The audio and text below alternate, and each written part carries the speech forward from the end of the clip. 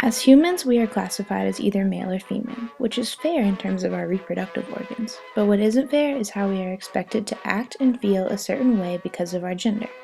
I want to encourage you to always be yourself and not follow these restrictions if you do not want to. In order to do this, I will tell you about a sonnet titled Being Born a Woman by Edna St. Vincent Millay, a bisexual feminist from the 1920s who totally ignored gender roles. Millay, who called herself Vincent, was raised by a single mother in poverty and learned to be independent at an early age. As stated on Wikipedia, Millay started her writing career in high school, and by the age of 15, she had won awards for her poetry and had been published in popular poetry magazines. As Millay starts off this sonnet, I, being born a woman and distressed by all the needs and notions of my kind, am urged by your propinquity to find your person fair and feel a certain zest. It is here that Millay uses sarcasm to show that this is society's ignorant view of how her kind is inclined to feel because of their gender.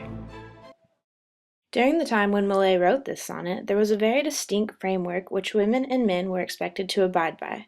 Women were expected to be stay-at-home moms, while men provided for the family.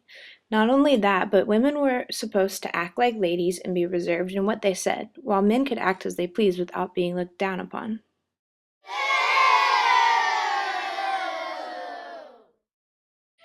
Despite what society expected of her, Millay often demolished this framework women were supposed to abide by. She refused to be restricted because of her gender. Millay demonstrated freedom and individualism in all of her actions and literary works, like this one, Being Born a Woman. Millay explicitly explains her desires to have sex with this man, and she then admits to losing control of herself.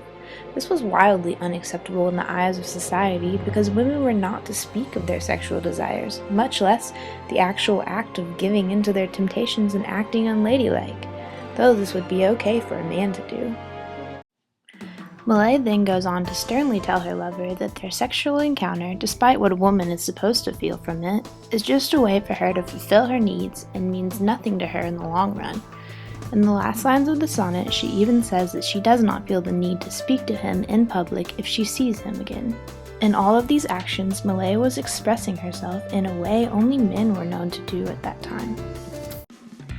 In the end, boy or girl, you should not feel obligated to act or feel a certain way. You should be a unique mix of whatever you want to be. Learn from Millay's example that doing things outside of your box is what makes you stand out as who you are.